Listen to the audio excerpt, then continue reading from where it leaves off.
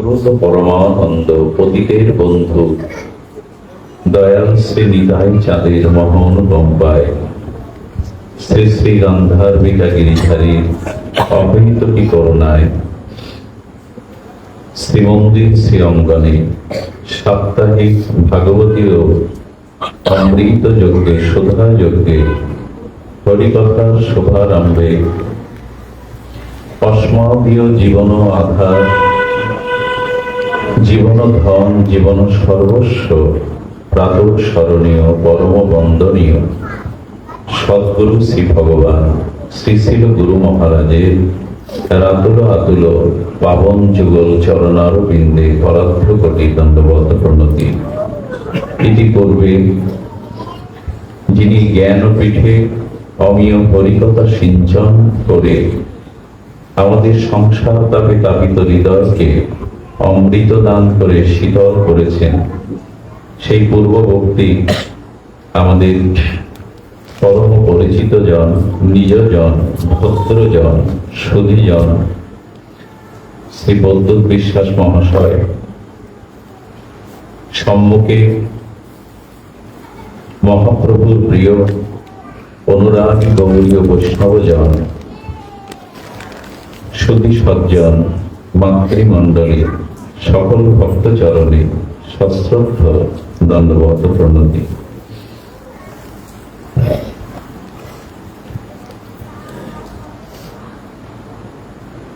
কলি কাল সর্প দ্রষ্টংস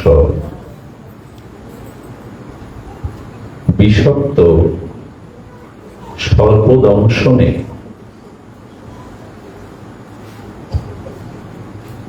যে বিষের জ্বালা অনুভব হয় বর্তমান সময়ে রোগ শোক জরা ব্যাধি প্রারব্ধ কর্মফলে সেই বিষাক্ত সর্প দংশনের মতো একটা বিষময় অবস্থায় আমরা। এই যে কাল কলির সর্প দংশনে বিষময় আমাদের জীবন হয়ে উঠেছে। স্বস্তি, শান্তি, সৌহার্দ্য, প্রীতি,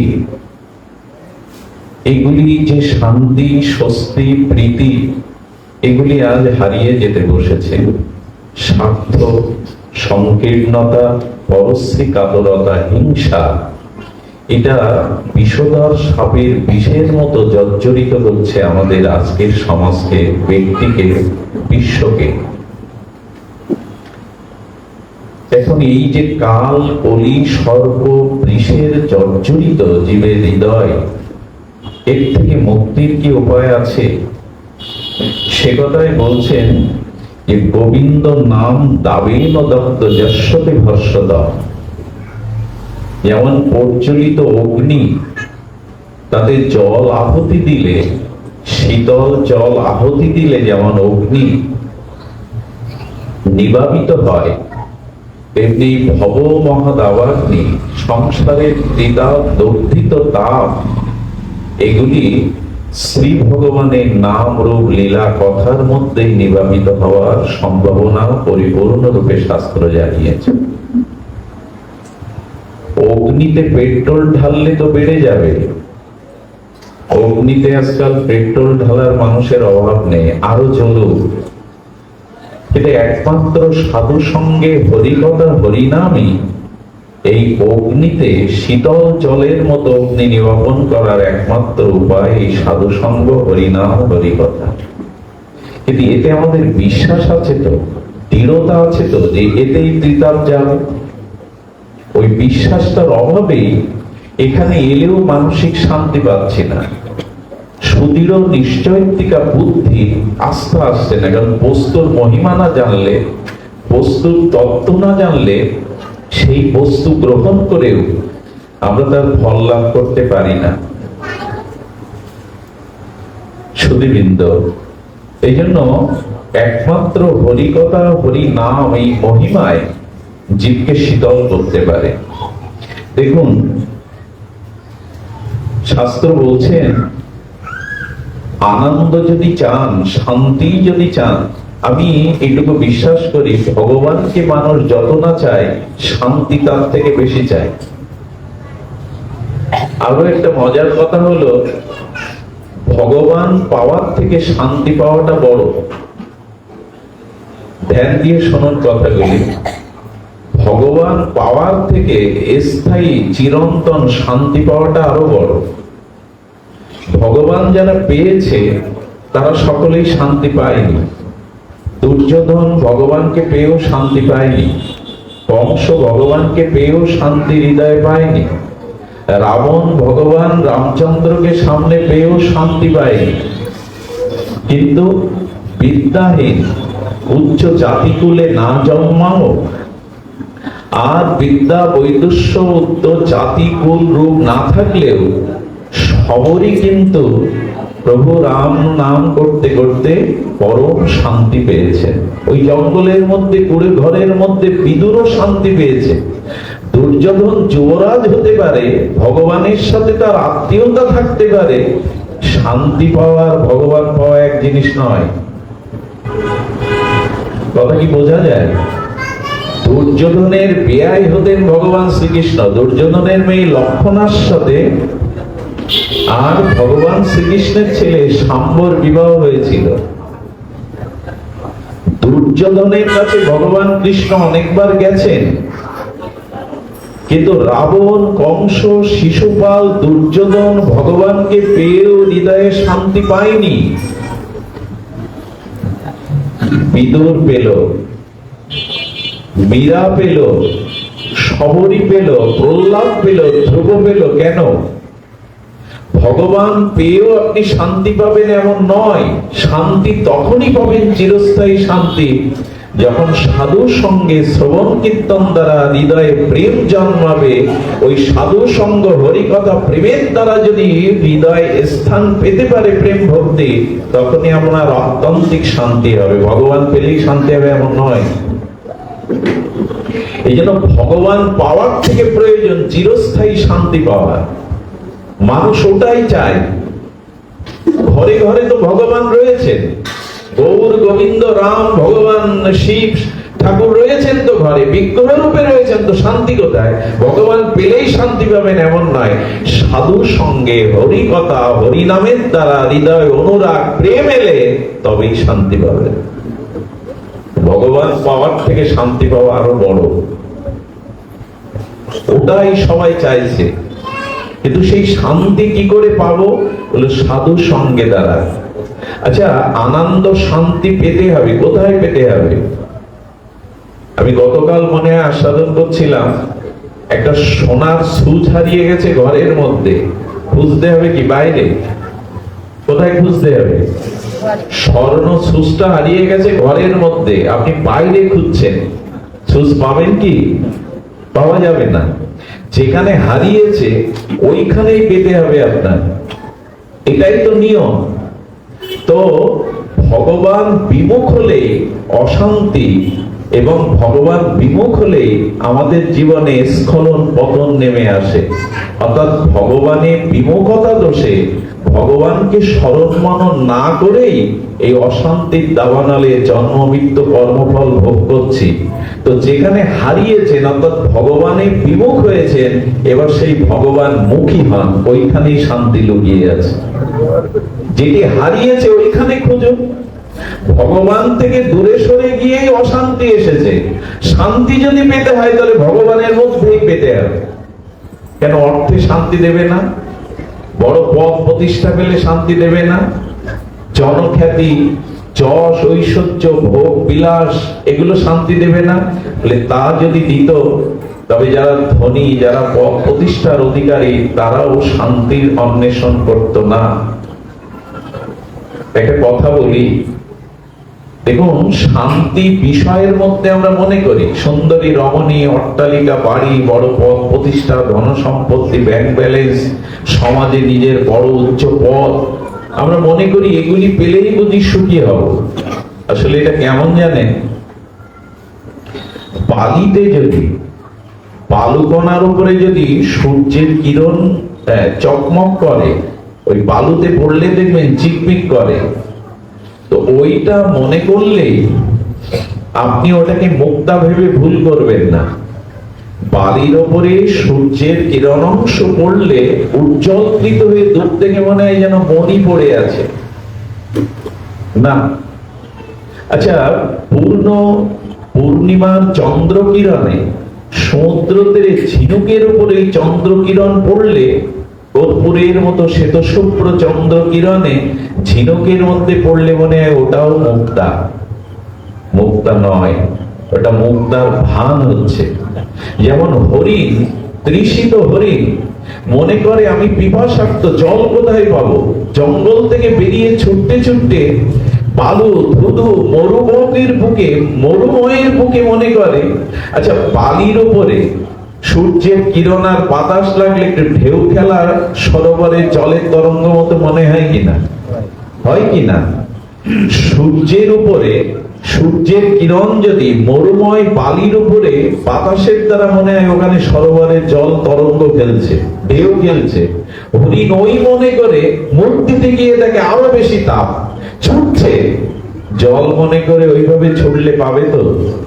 মানুষ মনে করে ঘর বাড়ি অর্থবিত্ত যশ খ্যাতি এর পেছনে ছুটলেই শান্তি পাবো। ছুটে ছুটে এক সময় দেখছে শান্তি মনে করেছিলাম, কিন্তু এর মধ্যে শান্তি নাই।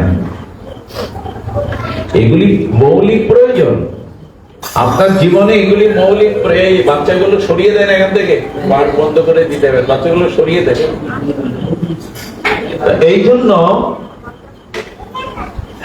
এই জন্য শান্তি যেটা আমরা মনে করছি, সূর্যের কিরণ লেগে বালি চিকমিক করলে ওটা মুক্তা না, আমরা মনে করে বসেছি।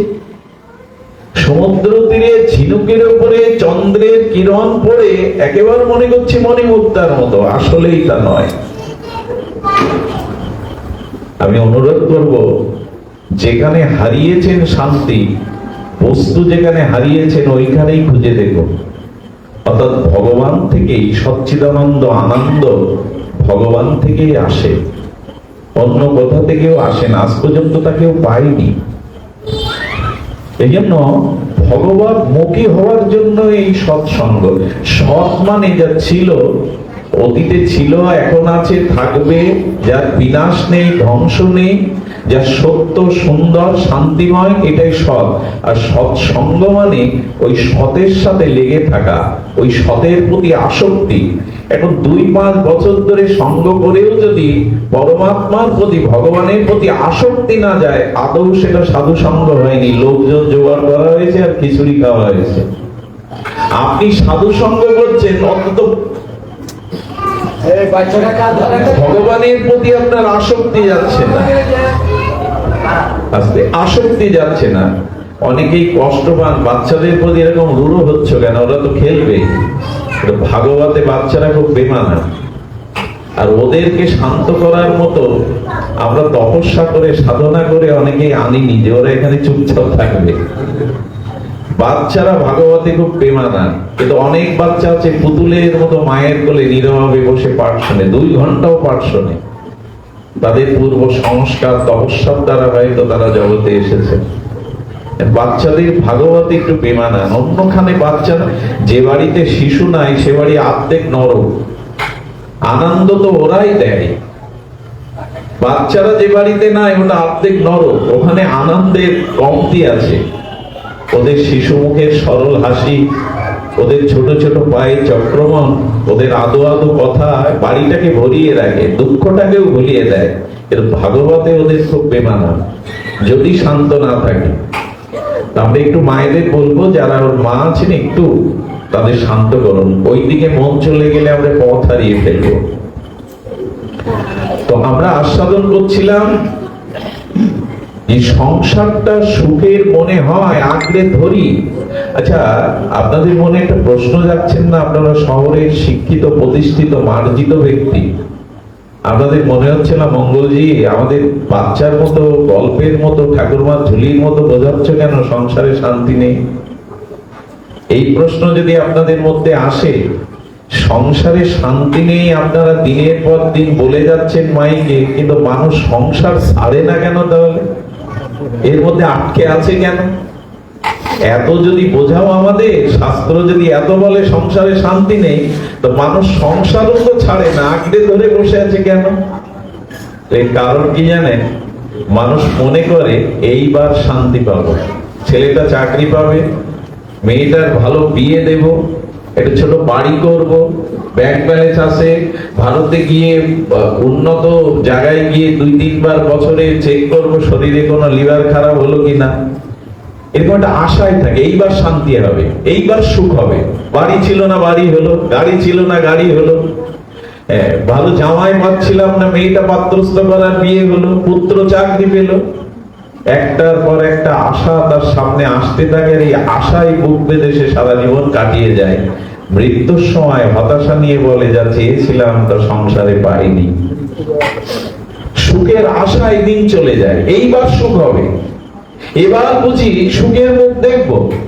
এই সামনে সুখ আছে, ওই হরিণ মনে করে ওইখানে জল আছে তৃষ্ণা, গিয়ে দেখে আরো তাপ, জল নাই। মানুষ মনে করে, ওই যে কবি মনে বলেছেন, নদীর এপারের মানুষ মনে করে ওই পারের মানুষ সুখী, আবার ওই পারে যারা বাস করে তারা মনে করে ওই সুখ আসলে নাই। এখন এই প্রস্তাবনাটা, ভূমিকাটা বড় না করে আমরা সংক্ষিপ্ত বলি, আপনার জীবনে নির্ণয় করতে হবে 1 নম্বরে সংসার না ঈশ্বর রাখতে চান। দুটো নাম্বার সিরিয়াল দেওয়া হবে আপনাকে, 1 এবং 2। আপনি 1 নম্বরে ভগবান রাখতে চান না সংসার রাখতে চান? যদি মনে করেন না সংসারের সুখ আনন্দ বজায় রাখার জন্য ভগবানকে ডাকবো, ধর্মকর্ম করব, যে সুস্বাস্থ্যের অধিকারী হয়ে ছেলে মেয়ে মানুষ হোক, আমি সুখে থাকি, তাই আগে সংসার দ্বিতীয় ভগবান, আমি লিখে দিতে পারি পাথরের উপরে, শান্তি আপনি কোনোদিন পাবেন না। আগে আপনাকে 1 নম্বরে ঈশ্বরকে বসাতে হবে, 2 সংসারকে রাখতে হবে, তবেই আপনি শান্তি চাইবার অধিকারী। আচ্ছা, শূন্য দেন, অনেকগুলো শূন্য বসান, বামে 1 দিয়েন না, ওর মান কত?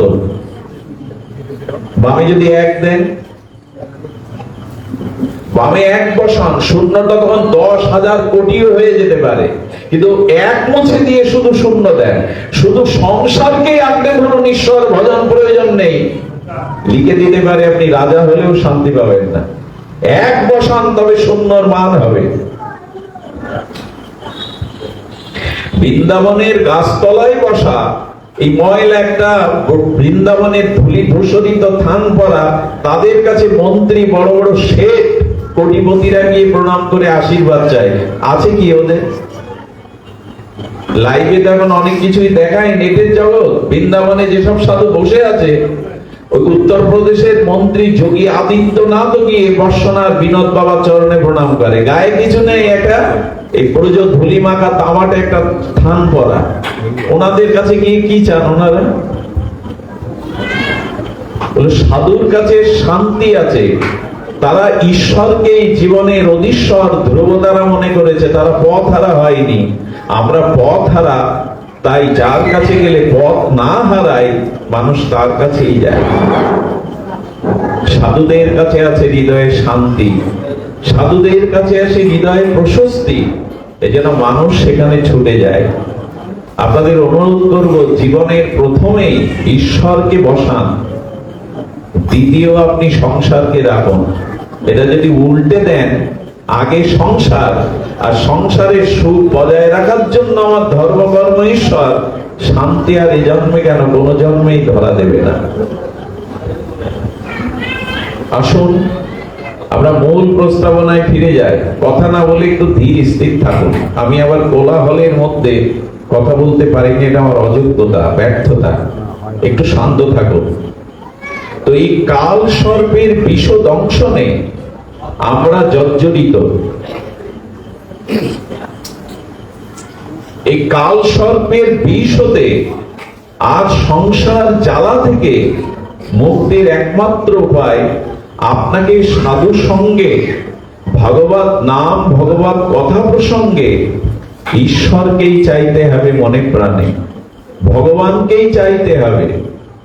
আর সংসার যেটি আছে, স্ত্রী পুত্র যেটি আছে, সেটা ভাবতে হবে এটা তোমার সংসার, আমরা তোমার দাস। খুব সহজ কথায় এই হলো শান্তির একমাত্র উপায়। সংসার আমার নয় ভগবান, এই বিশ্ব সংসারই তো তোমার।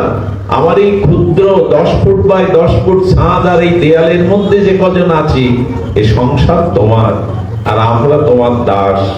মুখে বলা সহজ, কিন্তু জীবনে যেদিন এটি যথাযথ রূপে নির্ণয় করতে পারবেন, সেই দিন ওই ঘর ঘর থাকবে না, বৈকুণ্ঠ রূপ নেবে।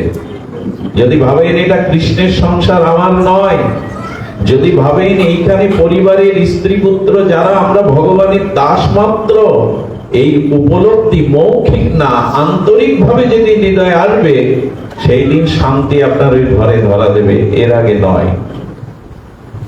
এটা আর আমাদের হয়েছে, আমার আমার করতে করতেই তো জীবন গেল। আমার আমার করতে করতেই, এই শব্দ দিতে দিতেই জীবন গেল। ঘর আমার, বাড়ি আমার, জমি আমার, স্ত্রী আমার, পুত্র আমার।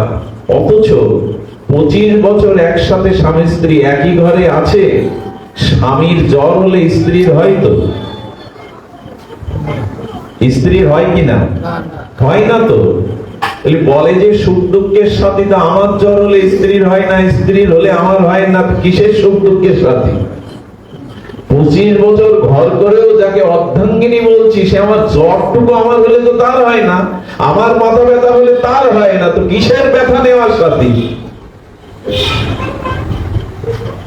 আমার কর্মফল আমার স্ত্রী ভুগবে? ভুগবে না।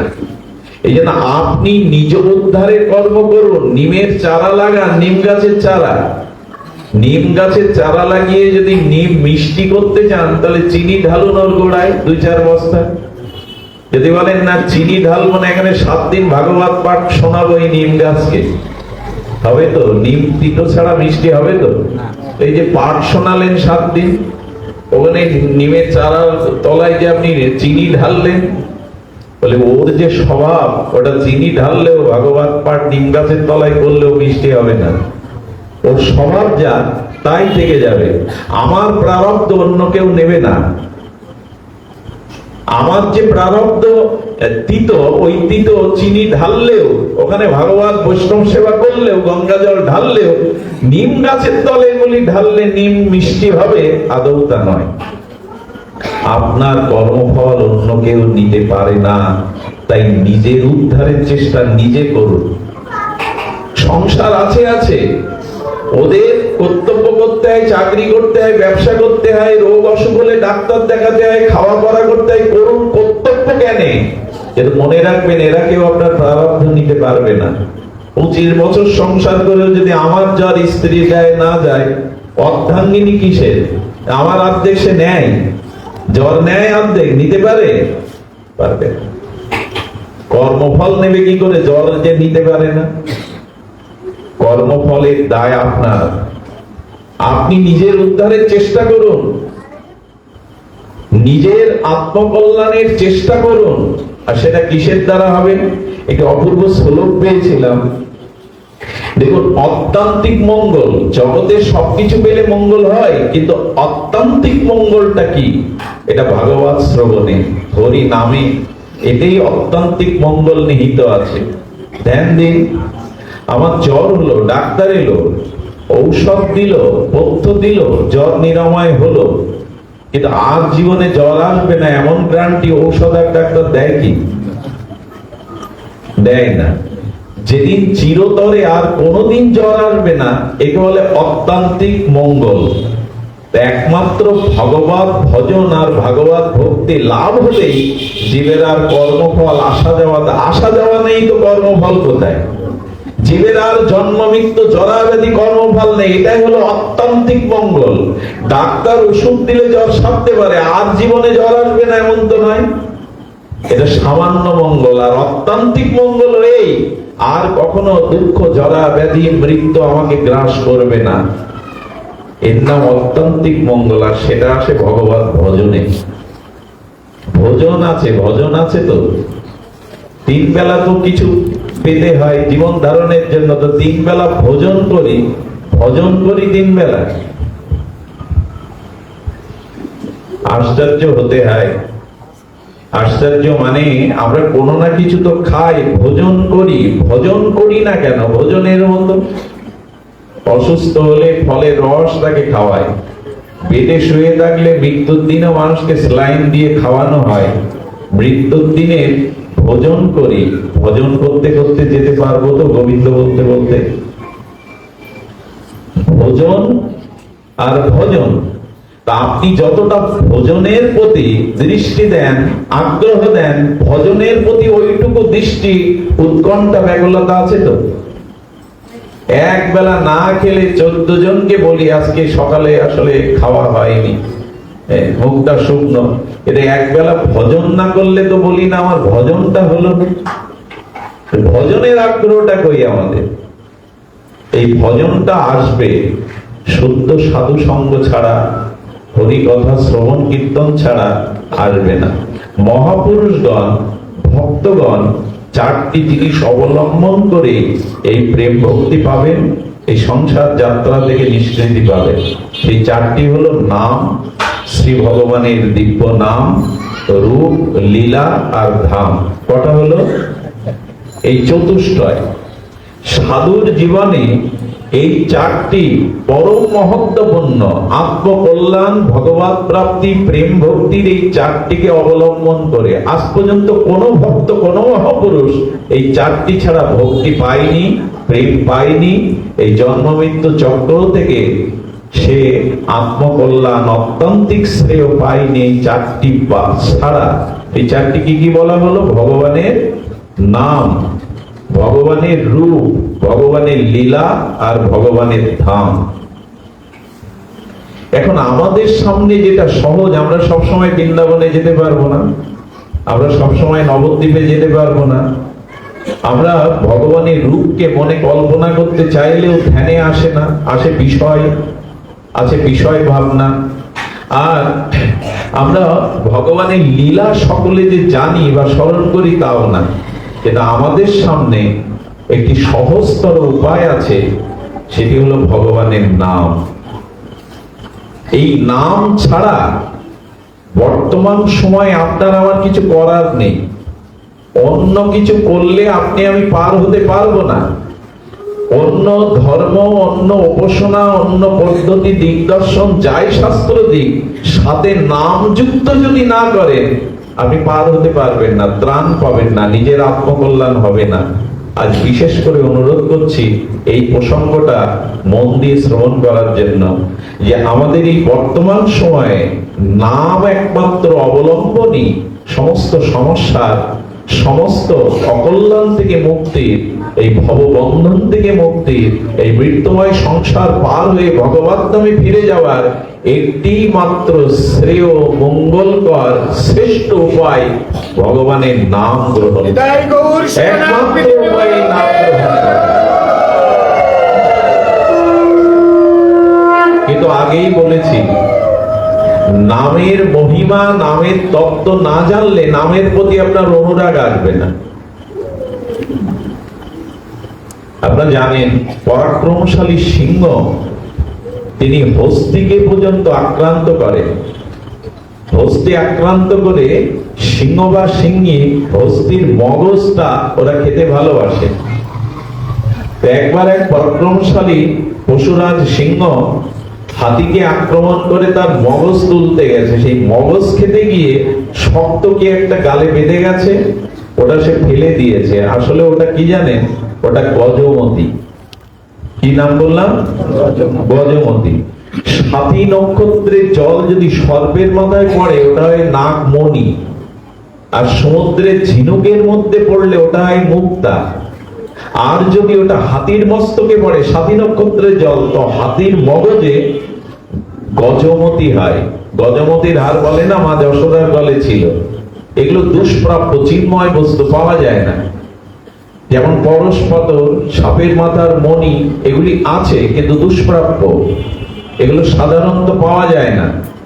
তো সিংহ মগজ খেতে গিয়ে সেই মগজের মধ্যে, আর সেই যে হাতির মাথায় আর সেই মুক্তাটা শক্ত লাগছে, ও তো মগজ খেতে গেছে, গজমতিটা ফেলে দিয়েছে। আর ওই যে মগজে রক্ত লেগে গজমতিটা হীরার মতো চকচক করছে, কিন্তু লাল রক্তে লাল হয়ে গেছে। সিংহ ওটা খেয়ে চলে গেছে ফেলে দিয়ে। একটা কাঠ কাটা কৃষক বা কাঠ কাটা মজুর খাটে বনে, ও যদি গিয়ে দেখছে এটা কি ফল, কোন দিব্য ফল, এত লাল টকটক করছে, ওই ফলটা হাতে নিয়ে দেখে রক্ত, শুকে দিকে দেখে রক্তের গন্ধ, ও ওখানে ফেলে দিল। অথচ কাঠ কেটেই সংসার যাত্রা নির্বাহ করে। ওই পথ দিয়ে যদি মণিমুক্তা চেনা কোনো জহরি যায়, জহরি যদি যায়, ও কি ওই কাঠুরিয়ার মতো ফেলে দেবে, সিংহের মতো ফেলে দেবে? ও জানতে পারে এটা সাধারণ জিনিস, তার নাম কি তত্ত্ব এটা যদি না জানেন, তাহলে নামের প্রতি আপনার অনুরাগ আসবে না। শুনতে ভালো লাগবে, দৃষ্টান্ত ভালো লাগবে, কিন্তু নামের প্রতি আসক্তি আসবে না। তত্ত্ব তো জানুন, নাম মহিমাটা তত্ত্ব তো জানুন, তাহলে নামের প্রতি অনুরাগ। যে বস্তুর মহিমা তত্ত্ব না জানা থাকে, ছোট বাচ্চারাতে আপনি টাকা দিন, টাকার মর্ম বুঝবেও তো ছিঁড়ে ফেলে দেবে। ওই যখন বড় হবে তখন ওই টাকাকে যত্ন করে কি করে রাখতে হয় সে ভালোই জানে। তেমনি নাম মহিমা না জানলে নামের প্রতি আমাদের আসক্তি অনুরাগ জন্মাবে না। এক কথা না বলে আমরা শুনতেই চলে যাই। নাম মহিমার একটা দৃষ্টান্ত দিই আমরা। আপনাদের মনে আছে রাম ভগবান পুরুষোত্তম, উনি লঙ্কা বিজয়ের পরে, রাবণ বধের পরে, সেই 14 বছরের বনবাস যাত্রা পিতৃসত্য পালন করে উনি এসেছিলেন অযোধ্যায়। ওই সময় অভিষেক হয় প্রভু, সে দেবতারাও এসেছিলেন, যোগী ঋষি মুনিরা এসেছিলেন, ছিলেন বশিষ্ঠ, বিশ্বামিত্র, সকলেই। ওইখানে লঙ্কার পরবর্তী রাজা করেছিলেন বিভীষণকে রামচন্দ্র। সেই বিভীষণ অভিষেকের দিন প্রভুর জন্য এমন একটা জিনিস আনে যেটা বিশ্বচমকিত জিনিস।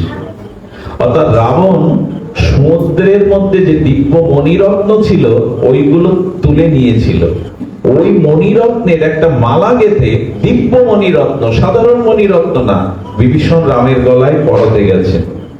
সকলেই প্রভু রামচন্দ্রের রমণীয় মাধুর্য, রূপ মাধুর্য দর্শন করছেন। বিভীষণ যে এই অপার্থিব চিন্ময় দিব্য ওই মণিমালার হাটটা বের করেছেন, তখন সকলে ওখানে যে রাজা ছিল তাদের আর রামের দিকে দৃষ্টি না গিয়ে ওই দামি মুক্তার মালার দিকে দৃষ্টি গেছে। এত মূল্যবান মালা, ওই দিকেই দৃষ্টি গেছে। রামচন্দ্র মনে মনে হাসছে, এক দিব্য চিন্তামণি মালা এসেছে বলে আমার দিকে কারো দৃষ্টি নেই, দৃষ্টি সব ওই দিকে। রাম দেখছে এই মালাটা এত মূল্যবান মণিমুক্তা, রাবণ সমুদ্রের তল থেকে যে সব দিব্য মণিরত্ন সঞ্চয় করেছিলেন তারই মালা। ওই রাজকোষ থেকে এনে বিভীষণ মুক্তার মালা করে প্রভুর গলে দিতে যাবে। প্রভু বললেন, মালা দেখে আমার দিক থেকে দৃষ্টি সরে গেছে, আর ওটা আমার গলায় দিলে তো এরাই এইবার আমার প্রতি হিংসা করবে। ওই মালা যদি আমি পেতাম। যদি কোন সমস্যায় পড়তে রামচন্দ্র একদিকে তাকাতেন, সেটা হলো সীতামার দিকে। সীতামা ভক্তি, ভক্তি সমস্যার সমাধান করতে পারে। সীতা মানে শান্তি, সীতা মানে ভক্তি। তো সীতামার দিকে তাকাচ্ছেন, প্রভুর ইঙ্গিত বুঝতে পেরেছেন যে এক মণিরত্নের মালা দেখে আমার দিকে কারো দৃষ্টি নাই। সীতামা দেখছে সবার দৃষ্টি ওই মণিরত্নের দিকে। ওই মালাটা প্রভু সীতামায়ের হাতে দিলেন, সমস্যার সমাধান যেখানে হয়। সীতামাতা দেখলেন এবার সবার দৃষ্টি পড়বে আমার দিকে, প্রভুর দিকে না। সীতা কি চায় যে রাম বলে সব আমার দিকে তাকায়? সীতামা তখন কৌশল করে দেখছে এই রাজ সবার মধ্যে একজন কেবল এই মণিমুক্তার দিকে তাকায়নি। সে বসে বসে রামচন্দ্রের নাম জপ করছে। তিনি আর কেউ নন, হনুমান। ওর দৃষ্টি, ওর জীবনে রাম ছাড়া, নাম ছাড়া আর কিছুই জানে না। সীতামা বললেন, সমস্যার সমাধান ভক্তই করতে পারে। উনি হনুমানের গলায় গিয়ে উঠে পরিয়ে দিলেন। সকলে তখন বলছেন, হনুমানের গলায় শেষ পর্যন্ত সেই বানরের গলায় মুক্তার মালার মতো ওর গলে গেল মালাটা। মালাটা আমরা পাওয়ার যোগ্য না, আমরা রাজেন্দ্র বর্গ, দেবতাগণ। হনুমান বসে বসে প্রভুর নাম জপ করছিলেন। যার কাছে প্রভুর নাম আছে তার কাছে জগতের ওই দামি মণিমুক্তার দিকে প্রলোভন তার যায় না। এটা কিন্তু কথার কথা নয়। সনাতন গোস্বামীও পরশপাথর পেয়েছিলেন বৃন্দাবনে, পায়ে ঠেকে গেছিল। উনি রাধারানীকে বলেছিলেন, রাধারানী তুমি সোনা দিয়ে আমার উপাসনা কেন কেড়ে নিতে চাইছো, প্রলোভন দেখাচ্ছ? পা দিয়ে বালির মধ্যে ঢিবি করে